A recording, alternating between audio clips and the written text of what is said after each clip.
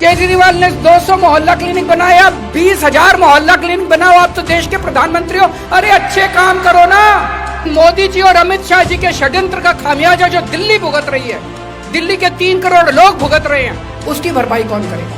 Court का ये कहना है कि इतना टुच्चा केस है, इतना फर्जी केस है, इतना बेकार केस है, इतना गलत केस है। नरेंद्र मोदी जी और अमित शाह जी, उन दोनों ने मिलकर षड्यंत्र रचा कि आम आदमी पार्टी को खत्म किया जाए, आम आदमी पार्टी को बर्बाद किया जाए। मैंने जिंदगी में केवल ईमानदारी कमाई है। मेरे को जब कोई बेईमान बोलता है मुझे फर्क पड़ता है। हमारे 5 सबसे बड़े नेताओं को आम आदमी पर, एक समय ऐसा था जब आम आदमी पार्टी के सबसे टॉप के 5 नेता जेल में थे एक साथ।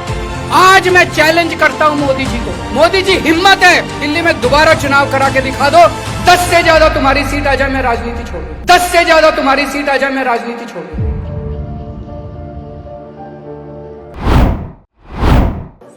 शराब घोटाला, भारतीय जनता पार्टी ने पिछले 4 साल से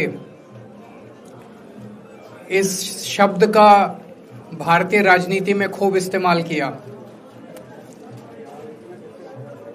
आज उसमें जो आदेश आया उस पर अभी चर्चा करेंगे। न्यायालय ने, हमारे जस्टिस सिस्टम ने इसमें एक बहुत ऐतिहासिक फैसला दिया है। इसके लिए मैं जुडिशरी का बहुत बहुत धन्यवाद करना चाहता हूं, जज साहब का बहुत बहुत धन्यवाद करना चाहता हूं। आज के इस माहौल में जब सारी संस्थाओं को, सारे अथॉरिटीज को डराया जा रहा है, धमकाया जा रहा है, ऐसे में इतना बड़ा न्याय करने के लिए जज साहब ने वाकई बहुत हिम्मत दिखाई है। मैं उन सभी वकील भाइयों का धन्यवाद करना चाहता हूं जिन्होंने एक एक कदम हम लोगों का साथ दिया, हमारी ये लड़ाई न्यायालय में लड़ी।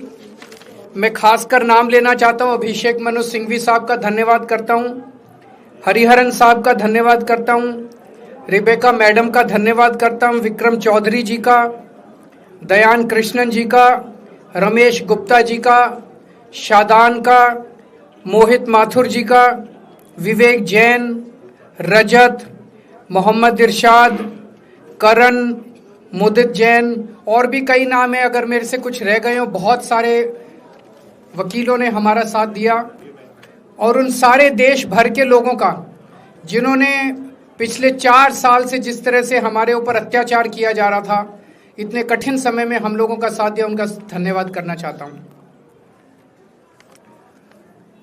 आप जान रहे हैं कि किस तरह से पिछले 4 साल से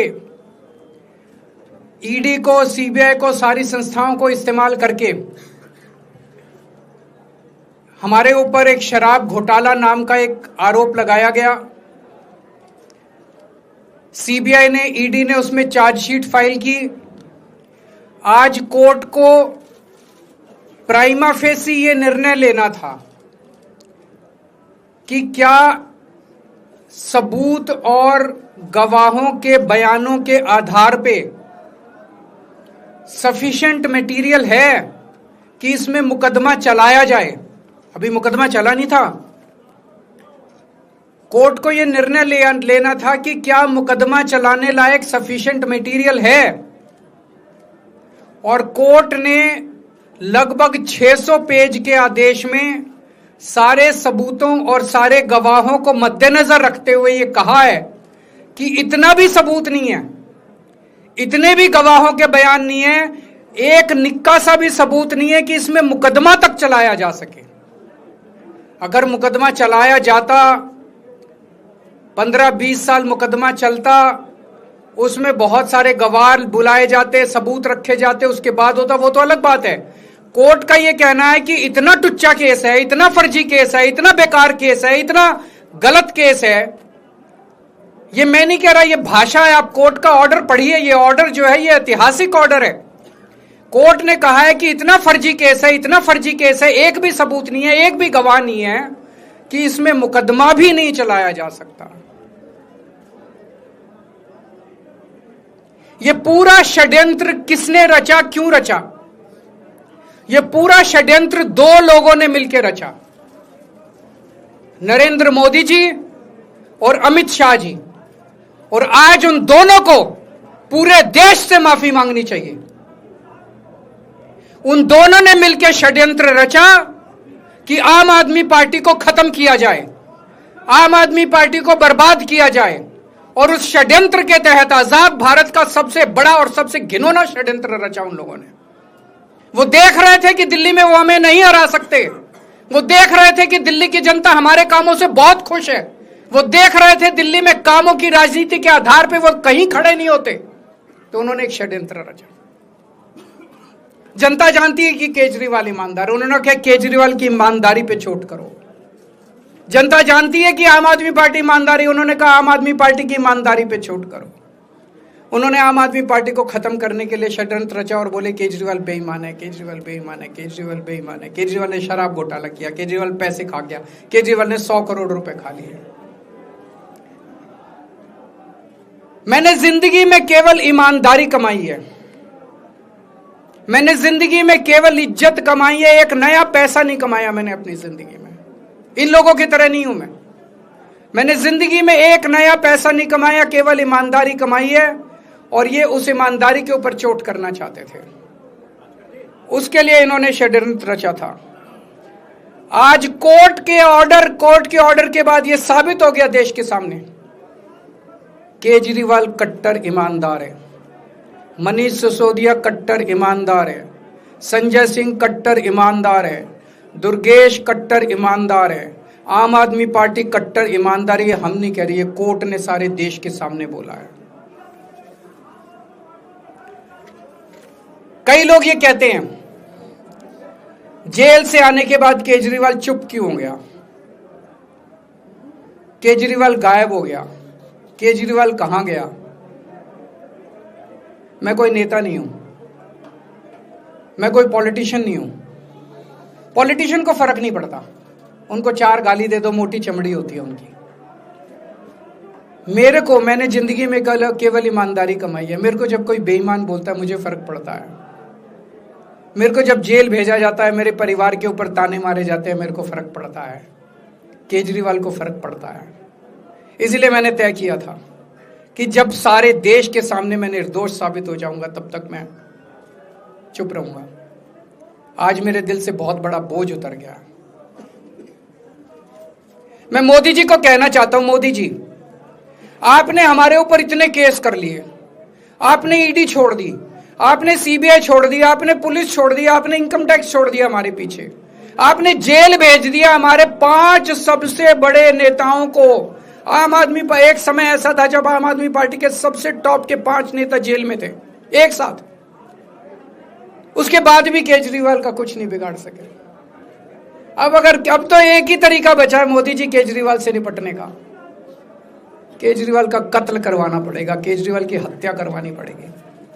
उसके अलावा अब केजरीवाल आपसे संभलने वाला नहीं है, अब आपके बस का नहीं है केजरीवाल, आपने सब कुछ करके देख लिया, अब केजरीवाल का कत्ल ही करवाना पड़ेगा। और एक तरीका है, मैं पहले भी बोल चुका, लेकिन वो मोदी जी के बस का नहीं है। मैंने 500 स्कूल बनवाए दिल्ली में, आप 5000 स्कूल बनाओ। मैंने दिल्ली की सड़कें अच्छी करी, आप पूरे देश की सड़कें ठीक कर दो, देखो केजरीवाल को कोई पूछेगा ही नहीं। केजरीवाल ने 200 मोहल्ला क्लिनिक बनाए, आप 20,000 मोहल्ला क्लिनिक बनाओ, आप तो देश के प्रधानमंत्री हो, अरे अच्छे काम करो ना। वो नहीं होता मोदी जी से, वो मोदी जी से नहीं होता। मैं उनको कहना चाहता हूं, प्रधानमंत्री जी, केवल सत्ता की जो प्रधानमंत्री मोदी जी की और अमित शाह जी की सत्ता की हवस है, ये उसका नतीजा है जो ये षड्यंत्र रचा गया। और इस षड्यंत्र का मैं बहुत छोटा हूं, हमारे परिवार ने बहुत भुगत भोगी है। मैं जेल गया, मेरी मां बीमार रहती है बहुत ज्यादा, उसको अस्पताल में एडमिट कराना पड़ा, बहुत रोई मेरी मां, बहुत रोई। इनकी पत्नी मनीष सिसोदिया जी की पत्नी, उनको मल्टीपल स्क्लेरोसिस डिजीज है, सब लोग जानते हैं। जब सुप्रीम कोर्ट में केस चल रहा था, संजीव खन्ना जी ने कहा कि बहुत गंदी बीमारी है, उनके नीचे का पूरा पोर्शन काम नहीं करता और धीरे धीरे बीमारी बढ़ती जा रही है। हमारे परिवार ने बहुत भुगता है, लेकिन वो इंपॉर्टेंट नहीं है, हम इंपॉर्टेंट नहीं है, हमारा परिवार भी इंपॉर्टेंट नहीं है। लेकिन मोदी जी और अमित शाह जी के षड्यंत्र का खामियाजा जो दिल्ली भुगत रही है, दिल्ली के 3 करोड़ लोग भुगत रहे हैं, उसकी भरपाई कौन करेगा? आज दिल्ली में कहीं चले जाओ, सारी सड़कें टूटी पड़ी हैं, अस्पतालों में दवाइयां मिलनी बंद हो गई हैं, मोहल्ला क्लिनिक बंद किए जा रहे हैं, स्कूलों का बुरा हाल हो रहा है। पूरे दिल्ली में पोल्यूशन इतना ज्यादा कभी दिल्ली की जनता ने नहीं देखा था। यमुना का बहुत बुरा हाल हो गया है। एक चीज बता जो तो दिल्ली में इन्होंने ठीक करी हो। पूरी दिल्ली का बेड़ा गर्क कर दिया। सबसे बड़ा खामियाजा मोदी जी और अमित शाह जी की सत्ता की हवस, उसका सबसे बड़ा खामियाजा दिल्ली के 3 करोड़ लोगों ने भुगता है। दिल्ली के लोगों से जाके पूछो। आज मैं चैलेंज करता हूं मोदी जी को, मोदी जी हिम्मत है दिल्ली में दोबारा चुनाव करा के दिखा दो, 10 से ज्यादा तुम्हारी सीट आ जाए मैं राजनीति छोड़ दूंगा। तुम्हारी 10 से ज्यादा सीट आ जाए मैं राजनीति छोड़ दूंगा। दिल्ली की जनता त्रस्त हो चुकी है तुम लोगों से।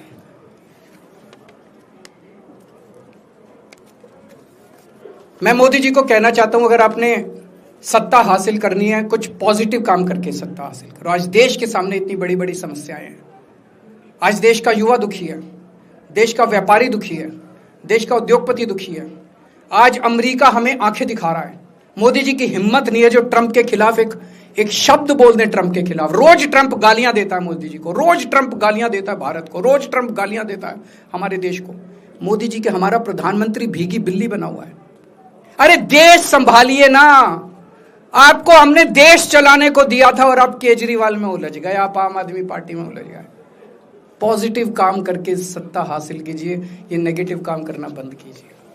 अगर आपके कोई 1-2 प्रश्न है तो। क्या आपको उम्मीद है कि आप ईडी के मामले को भी? ईडी मामला खत्म हो गया। सीबीआई के मामले के बेस पे ईडी था, वो अब फॉर्मेलिटी बची है। हम अगले हफ्ते एप्लीकेशन डालेंगे, ईडी का मामला खत्म हो जाएगा। कांग्रेस कह रही है कि ये बीजेपी ने जो है कांग्रेस को नुकसान पहुंचाने के लिए आपको जो है राहत दिलवा दी है। मैं आपसे पूछना चाहता हूं, केजरीवाल जेल गया, रॉबर्ट वाड्रा जेल गया, संजय सिंह जेल गया, क्या राहुल गांधी जेल गया? मनीष सिसोदिया जेल गया, सोनिया गांधी जी जेल गई? किस मुंह से बात करते हैं? शर्म नहीं आती कांग्रेसियों को?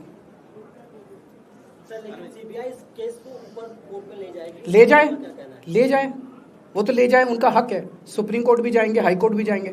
जैसे निचली कोर्ट में न्याय हुआ ऐसे ऊपरी कोर्ट में भी न्याय हुआ। जब कोई सबूत है ही नहीं, जब कोई गवाह है ही नहीं, तो ऊपर के कोर्ट में भी कहां से लाएंगे सबूत, कहां से लाएंगे गवाह?